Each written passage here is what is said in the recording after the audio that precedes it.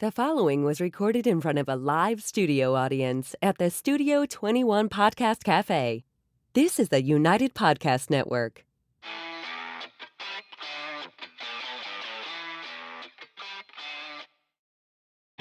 Welcome to Tell Us Why, a podcast for the financial freedom community. If you're looking to succeed in your quest for financial freedom, make sure you join us every week as we, along with our guests, discuss different stories of success, how they were achieved, and how you can do the same. And of course, we ask them to tell us why. Here are your hosts, Jack and Mike. Welcome to the Tell Us Why podcast. I am your host, Jack Dalrymple, here alongside my co-host, Mr. Michael Ketchen. How are we doing? Not bad. How you doing? Another week. Another week. Another new form of stress. Yeah, always. Today we are talking with Zach Camacho in studio about online entrepreneurship, bladesmithing, leatherwork, and how they all fit together in the form of Camacho Knives and Leather. But before we bring Zach in studio, Mike, what's going on? I learned yesterday that apparently I'm cursed to every building I ever buy. Cannot take rainwater. For those who don't know, we invest primarily in New England, so every building's like over 100 years old. So the new beautiful brick building we bought in downtown Keene, it rained yesterday, and it turns out they thought it was a good idea to put the drain at the higher end. So you had to, smart. Guy was trying to mop water off. It was a whole thing. So it was fun, but other than that, things are good. We're still working through due diligence on the 8 unit, and got a couple other properties we're working on right now. And what's going on with you? Well, I was going to sing some Semisonic. Closing time. Oh, closing time. Yeah, sold my first property yesterday.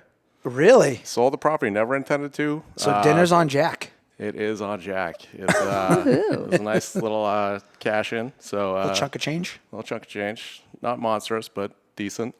So I was happy with that. That's been it. What was it like going through, and this seller's market, is it easier they say right now it's hot? Because, we've got the 5 unit up, but that's commercial. Yeah. Residential, did it just fly, I'm guessing? Well, I know we're going to get into this. This is going to bite me someday, but agents are just atrocious. I hate the entire process. That's a whole such episode. Yeah, it really is. It's a waste, a complete waste. I hate it. Yeah. I'll go after Patrick on that one. But from the seller side, like it was even worse, to be honest. Awesome. Well, but it was good. It was quick. It was a couple of issues. Got a couple two fall through. A minor issue because they're first-time home buyers, and specifically what I asked not to bring to the table, and I got 3 of them. So the agent didn't listen to you? Oh no, crazy, right? Interesting. Yeah. All right. Well, before we keep complaining about real estate, I know we've got a great guest, but before we get to him, should we hear from today's sponsors? Let's do it. Let's do it. Being treated like just another number by large insurance companies? Do you want a more personalized experience with somebody that you can trust? With Keith Monty from Boynton's Insurance, that's exactly what you'll get. Keith is an experienced professional who can design an insurance plan tailored to fit your specific needs. With access to over 30 insurance carriers, Keith is able to shop numerous markets to find a price that works for you. So if you want an insurance agent that you can rely on and one that has your best interest at heart, then call or text Keith today on 978-241-2363. That's 978-241-2363. Keith Monty. He'll get you covered. All right, so Zach Camacho is in studio. He's a full-time blacksmith and entrepreneur focusing on selling custom knives and leather in both his storefront located in Manchester, New Hampshire, and online.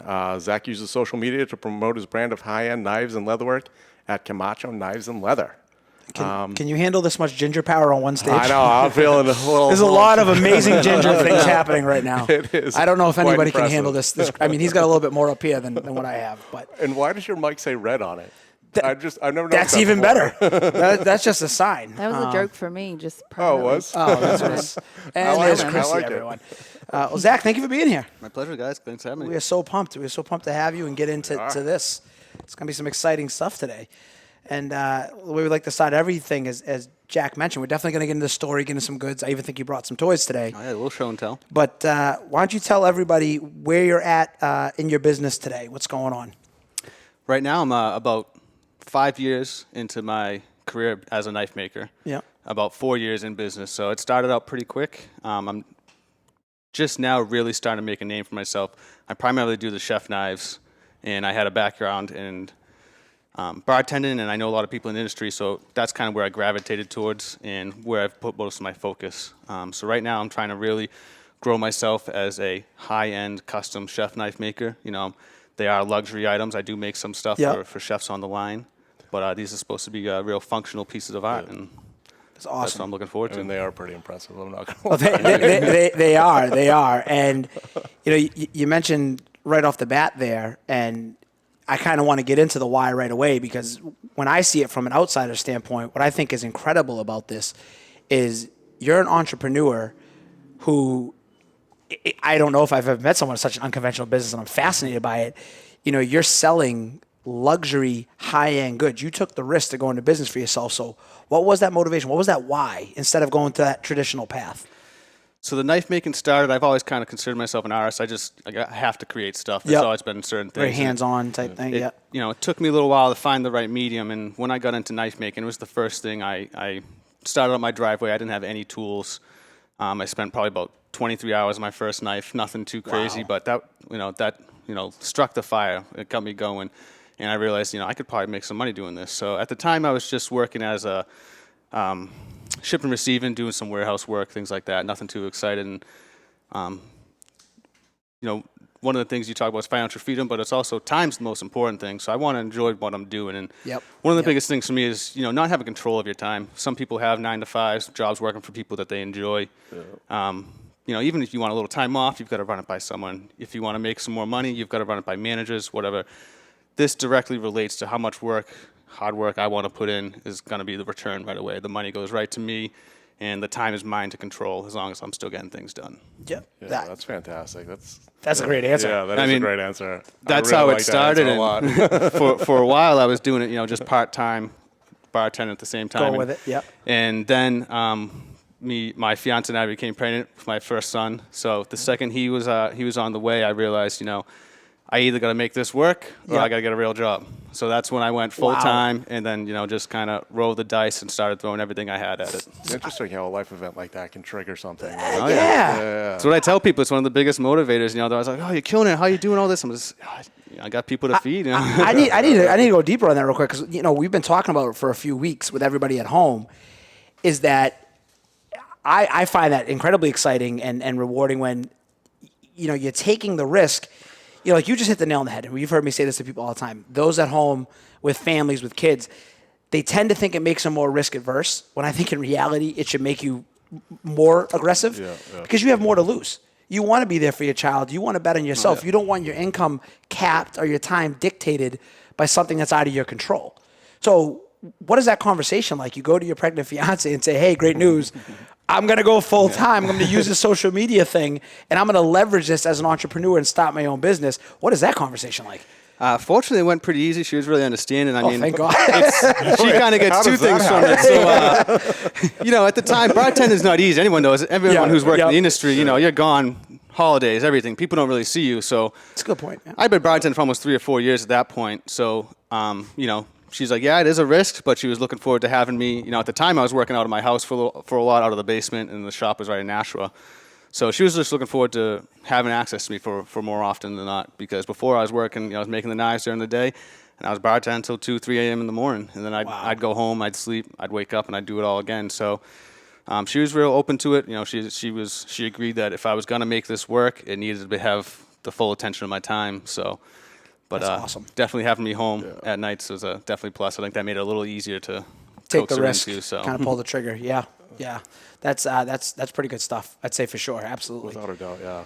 I mean, that family, I can relate to the family aspect. Like, I just want to spend like time with my children. Like, I decided to take this risk too, and family's most important in my eyes. So, and that's another thing, goes back to having control of your time, because, you know, you never know when, oh, it's a nice day out, let's do a beach day. I can do that. I don't have to run it by anyone. I can do that, and then I can work harder the next day. So that's what it's about. That's one thing we wanted to talk about with the Tell Us Why community. One thing we really want to hammer home. One of the reasons we were so excited to have you on, we get into this, is it's not just about real estate. I know that's me and Jack's primary focus. It's all entrepreneurs. It's all business owners. It's all financial freedom seekers. Yeah. And financial freedom, as we've talked about, doesn't necessarily mean, you're coming out the gates, fully loaded. I know you're working for everything. But most importantly, it's rewarding, like Zach said. Go back, rewind that, listen to that. He just wanted the time freedom control, and he found a means via these luxury goods, knives, the leather work, to support that lifestyle and take that risk. And we always talk about, what's the worst case? You go back to bartending, you go back to something else. Yep. But what I found, and I know it's worked out for you, it worked out for us, when you actually take the risk and you get in the game like we keep preaching, once you're betting on yourself, Hashtag bet on yourself. there's no way back. There's no way back. The only way is through. There's no one else to blame. And you're living proof on that. So we could spend all day on this stuff. The thing we really wanted to get into that I'm so excited about, because I struggle with this. I am god-awful at social media. If you're going to social media, Yes. You're worse than I am, which is saying I am something. so bad. Thank God we have amazing people behind the scenes. Shout out to Jake and Crystal and Chrissy, because they're a lot better than me and Jack at that. You're welcome. You are selling what I would classify as luxury goods, and you're leveraging social media. Can we whip these bad boys So out yet? you want to? You just want to get to them. They are very sharp. Be careful. Let's get a focus with something Yes, at I got home. a couple of them here. And that's you handle it. This one's I just recently made. So this is steel made by a company down in Attleboro. They contacted me about making the first knife with that. So this would be it's a little different product than I usually do. Again, I mostly do with culinary knives. This would be a 9-inch sub-hilt fighter, almost like a Bowie knife, something cowboys are gonna wear. You're gonna go hunting and you're gonna kill a boar with this or something Australian like that. outback, Chrissy. Oh yeah, I'm not saying I didn't get this is super a noise. giddy when he walked in with all these knives. So the question for the people at home, I mean, this is beautiful. This is art at this point. I really want to emphasize what is something like that. What are you retailing something like this for? So this knife right here goes for $2,000. $2,000, and you Thought don't my have calorie at home is expensive.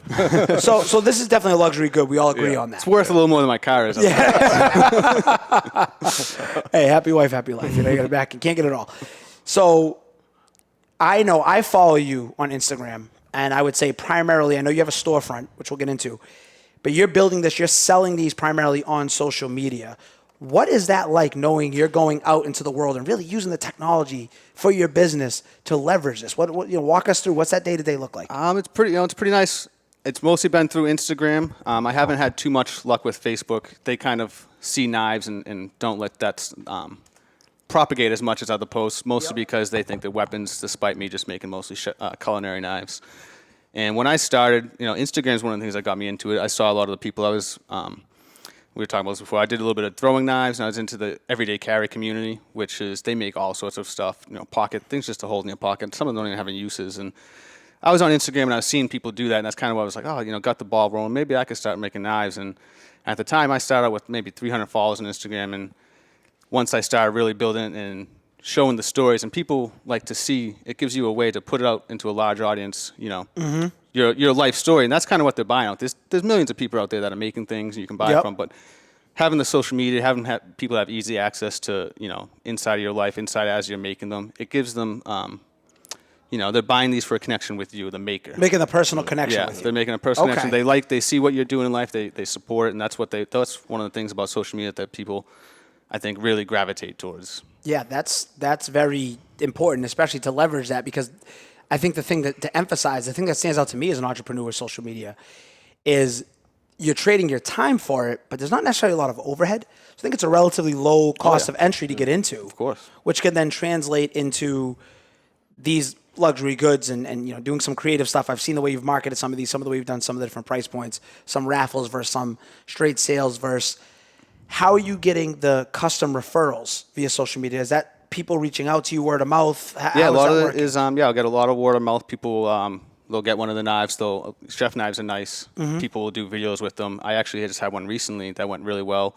A chef bought one of my knives, a custom ordered one. Mm-hmm. It took him a little while to get, but when he got it, he's on TikTok, which is one of the new ones I haven't really got into yet. Yes, that's huge. We're hearing about. But he posts one of those videos. He's a chef. I'm pretty good with the knives, but putting these knives in the hand of someone who does it every day really, really showcases them. And he did a video with the knife, and it just blew up. He does a lot of those what do they call them, like the ASMR videos, the nice, Oh, relaxing yeah, chef, yeah, the shop yeah. like that. And he's got a huge following. And honestly, he posted my video to TikTok. Every time and I see that online, I'm like, what does that mean again? I honestly couldn't even tell you right now. Yeah, Yeah. audio, stimulus, something. But, So keep going with that. He posted one of the videos. yeah, so he posted one of them to TikTok, and I'm not even on TikTok yet, but Yeah. I immediately noticed that on my Instagram. I grew I'm almost 400 followers the next By that night- posting his that video. night. So he posted my knife to his TikTok, and then he's a great supporter of it. He likes what I do, so he put my Instagram in there, link to my website and things like that, and I shot up on Instagram about 400 followers the first night, and that kind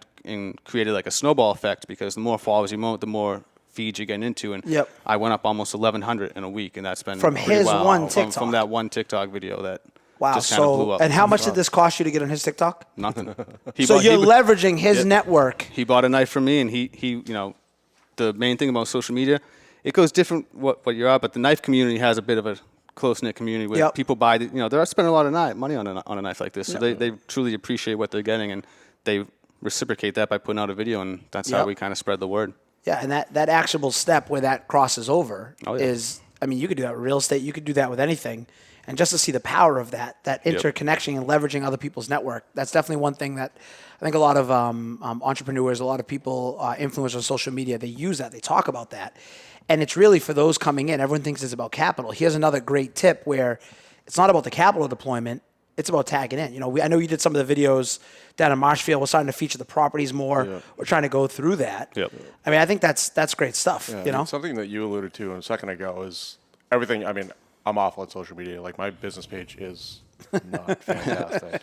But everything that they say is like you have to be authentic. Like you can post stuff, but if you're not authentic, people aren't going to relate. And it seems like you've nailed that down. Yep. To get people on your page to actively participate. Yeah, people, that's there's plenty of people you could buy a chef knife from, but they buy them from me, for one I'm making, and then So for that who I am. branding and going into that, which that also, one thing you've done that I think is very creative that happened during the pandemic, and I saw a lot of people getting out of the box. Tell us a little bit about how you've now collaborated and backed into some of these pop-up restaurants, and how I wouldn't have thought to leverage a luxury good collaborating with a chef.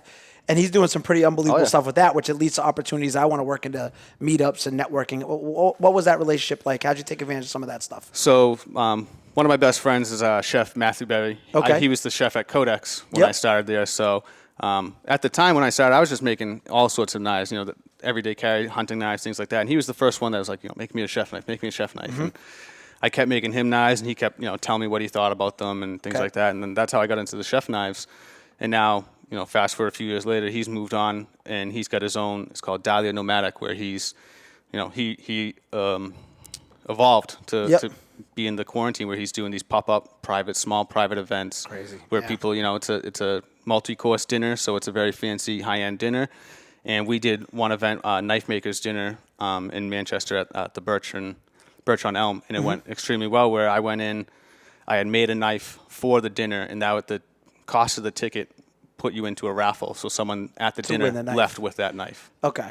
And then I bartended the dinner, so I got to talk to people about the knives and kind of answer questions, things like that. And just, it's unbelievable. It's great. It's great stuff. Yeah, it's building that brand. So that's. I mean, I've got the social media. That's easy enough to, with Instagram, that's easy enough to grow on the side. But I still need to hit that local community, which is what these pop-up dinners have been getting me. So all my business is mainly through Instagram, through online, my website. Yep. So if I can add, do even half as much in a local community, that would be a huge sales increase. So that's one of the things I'm going to right now. My Instagram is really starting to grow now. It's something you've got to really cultivate and work towards. I'm pushing for that 10K. At 10K, you get that swipe up feature. Yeah, People know so about, there so you can go. go right to your website. So I'm gunning for that. More TikToks is what you got to I'm do. about 6,500 right now, but now I'm trying to really grow into the local scene and kind of get out there. Yeah, we've actually got a dinner planned up for Father's Day. Oh, really? Coming up.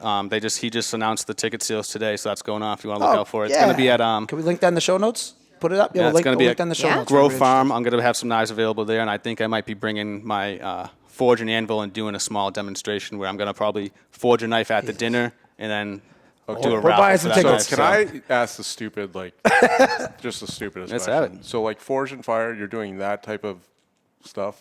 Yeah, so the forging I just started recently. I've been doing it. There's two ways you could do knives.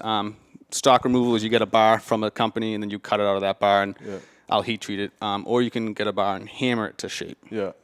I just started doing the forging probably about a little over a year ago. So Wow. I got myself an anvil, a propane forge, but that's the same deal. I'll post the videos sometimes. People love to see that process where it starts out as a small rectangle of steel, and I'll just keep hammering that until it comes out into a knife shape. And that's one of the things that I'm really gravitating towards as a maker, and that I think people really appreciate because they see the work and the rusticness that goes into hand the forging a quality knife. going into it. Yeah, that's nuts. That absolutely is nuts, and it's very impressive stuff with a ton of actionable steps, which I actually think leads perfectly into this week's listener question. And, again, as you know, we're all addicted to problem solving here, and we're always reaching out to our community. Jack, do you have who's this week's question from? Because I think it relates to So Zach. this week's question is from Jeff Quintal. And what does he get for that question? Oh, he gets some Tell Us Why swag, like you see right here. Jeff Quintal getting some Bet on Yourself swag. We love that. All right, make sure you He can check pick it his out. own T-shirt, whatever he wants, size, style, whatever. But And he can pick what he wants. On that exact note, make sure you check out the Instagram and the Facebook group. We're featuring now these this swag coming out to the community. We really want to build it. Go check it out, and definitely, as always, submit your listener questions every week. Chance to get some free swag. What is this week's question? So Jeff asks, what's one tip you would give to build your brand on social media? My biggest tip is engagement. So, I mean, and it's also being, depending on what social media you're using, being educated on what works with it. One of the things people always talk about with Instagram is the algorithm. The algorithm screw me on. You know, what they're looking for is they want people that are saving your photos and people that are sending them to other people. That's the main thing they look for. Next comes comments, and the comments have to be a little bit more than just an emoji, something like that. They're looking for a sentence. So one of the things I always try to do is someone comments on mine, I click their thing, I see their name, and then thanks, Rob. Thanks, Rob. So what the person's name is. So you're creating engagement. You're showing you're taking the extra step to know the name and create, engagement with your customers and more engagement with the community. Because depending on what you're doing, I mean, pretty much everything's this way, but it's mostly built on reputation. Social media can make or break you this way. If you send out knives that don't work, people are going to post it. That can snowball the opposite way for you. So it's all about, engaging your people, being, honest, showing them what's going on behind the scenes, and then just building up. And the more you talk and engage with people, the more they engage with you, the more it's just going to exponentially grow. And that's one of the things people need to look for on Instagram is, it's all about commenting and you can't just have it where you dump photos to it every month and then don't scroll or look at anything. You need to do other things to get yourself to show up in other people's feeds. That's awesome, and that's again free actionable tip regardless of your industry. Yes, he's making custom knives and leather. As a real estate person, I need to do a better job of that. I'm sure. I need to do a lot better. I don't even have an answer for this one because I'm so bad at it. Yeah, I would say to Zach's point to bring this back home where this all relates. What I noticed is we started doing the meetup, the newsletter, a couple other things, and what I couldn't believe is even just that little bit of reach. It bears so much fruit when you put that little bit of work in. And if you're someone getting going, we have a lot of people approach us on the real estate side. What do they always hear? I'm going to start with wholesaling. Yeah. Or someone, I'm thinking of, I have a couple good friends who own their barbers or they own hair shops, nail salons. That little reach, because everyone's competing for eyeballs, right? Yep. And it's funny you say it, I never even noticed it, but you do a great job commenting. And I geek out because I know you a little bit, but how do you get that person who doesn't know you, doesn't know the story? How are you going and attracting those eyeballs and getting that attention that's gold? Yep. So that was a great tip. That was a great transition. That's pretty much the most important thing to do on there is just engage with people, and that's what's going to really get it going. All right. So moving on, I think it's time for the big three. Uh-oh. I'm going to put him in the hot seat a little bit. All right. Second guest. The three questions we ask every guest. Of course. No pressure. I'll kick it off with the college question. In your opinion, is college worth it? That all depends on, it's a person-to-person thing. I've tried the college when I was going through high school. I went to a college prep school, so college was always kind of the plan for me. But it's a lot of work to be that young and have people try to decide. You need to decide what you want to do right then and there. Yep. That's a pretty big step. I had gone to school at the time. I loved video games. I was a big fantasy person, World of Warcraft, EverQuest, all that. So. I was like, I want to be a game designer. She knows. And there's another reason you can see me. I'm making knives now. That definitely correlates where I'm going from fantasy stuff. This is plus 10 agility. Now he's making $2,000 a knife to do it, so it worked out. Yeah. So at the time, I thought I wanted to be a video game designer. I went to school for programming and being in there, having that life experience, I realized this isn't for me. I liked computers. I liked what I was doing, but just sitting, it comes back to, enjoying your time. You've got to enjoy yourself. Sitting at a computer wasn't for me. 9 to 5 in front of a computer. I bounced around for a while on different college things, but I never really found what I want to do. So for me, college wasn't worth it.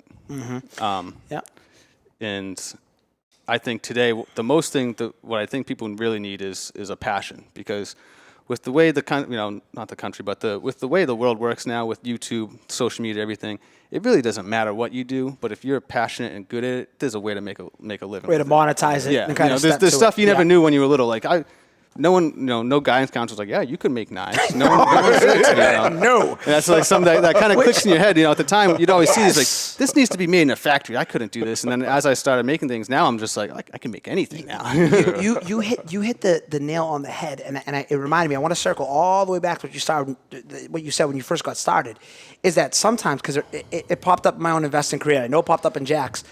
You're almost better being ignorant, because you don't know it's supposed to be this hard. You don't know. You're just, I'm doing it. I didn't know what I was getting into. It's a whole jump down a rabbit hole. If I tell, which will lead to the next question, but if I go back and tell 18, 19-year-old Zach Camacho, hey, you're going to make custom knives in a shop and be a blacksmith, you're going to go, I'm going to go play WoW and leave me alone. It's kind of interesting the way it all goes. That was a great answer. And we love to ask that question every week, because everyone has a different perspective.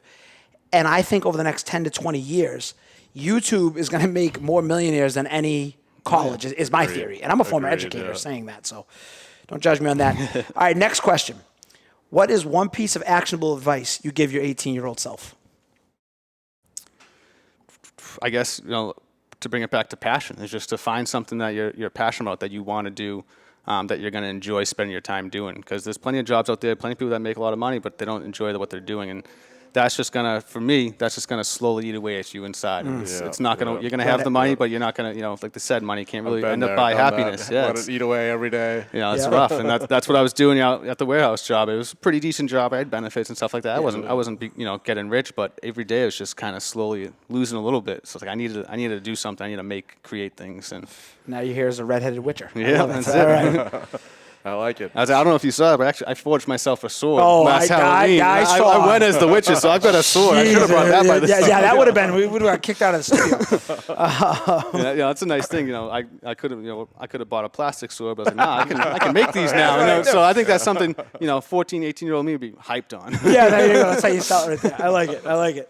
All right. So the last question is, what is one thing you would want your 90-year-old self to say to you? Guess I hope my 9-year-old self is just thankful and proud of me, because I like to think about, it's one of the things, managing yourself is one of the hardest things of working as the same person. You've got to think about your future self as an actual person and be nice to them. It's really easy to put things off, and then I'll leave that to my future self and screw that guy over. You don't want that. You don't want your future self to look back and be angry at the choices you made. So I like to hopefully just make my future self proud, because I know younger me would be pretty hyped on what I'm doing now. So that might be, go back and listen to that 5 times, because that ties into investing. That ties into everything, where play the long game. Don't take the instant gratification. What a great answer. That is great, Zach. Before we wrap this up, is there any parting words you have for the listeners, folks at home? Any last message you want to go to your fans, the Tell Us Why community, aspiring entrepreneurs, business owners, those seeking financial freedom? Any parting words? The best thing is just to go for it. I tell a lot of people that are unhappy with the job, but might like what they side hustle, and that might be a good path for you, because you never know what it's going to build into. Because this was just me. I wanted to make a knife in my driveway, and I went for it, and I never would have guessed 5 years later I'd be doing it full time and stuff like that. And it's possible to do a living without giving someone else your time. I like that. I like that a lot. Can be done. I really like that. So tell the people where they can find out more information about you. The best place to look for my knives is on Instagram at Camacho Knives. I post in the stories as I'm building them, so you can see the process of them being made, and I usually list them on Instagram first, so if people want to grab them before they hit the website, that's the best way to do it. Otherwise, my knives are available on CamachoKnivesAndLeather.com. At the moment, I've got a good amount of knives available. It doesn't usually happen. They're usually up there pretty quick, and I do a certain amount of customs per year, which I'm already booked up through the end of the year right now, and looking at the possibility of not doing customs next year, just so I can continue making things that What I you're want, passionate about. growing as a maker. What Sometimes a you get problem to have. stuck. Yeah. I don't want to make these custom $1,500 knives anymore. What a problem. Tough to be Zach. Awesome. All right. Well, all those links, like we said, will be in the show description below. And as always for us, you can find us, this episode of Tell Us Why, and all of our information on Facebook, on YouTube, on LinkedIn, on every social media platform in the world except TikTok, which apparently now we're going to have to get on TikTok. Yeah, I'm in the same thing. Like, I wasn't going to, but. Yeah. So, like I said, even better if you want to come check out the show here in person in Salem at the Studio 21 Studio Podcast Cafe. And quote of the week. So we have going to end this week with a quote of the week. This week's quote of the week is, "Don't get so busy making a living that you forget to make a life." I like it. By Dolly Parton. And that's it for today. Be sure to join us on next week's episode. And until next week, Bet on yourself. The views and opinions expressed by the hosts, guests, or callers of this program do not necessarily reflect the opinions of the Studio 21 Podcast Cafe, the United Podcast Network, its partners, or affiliates.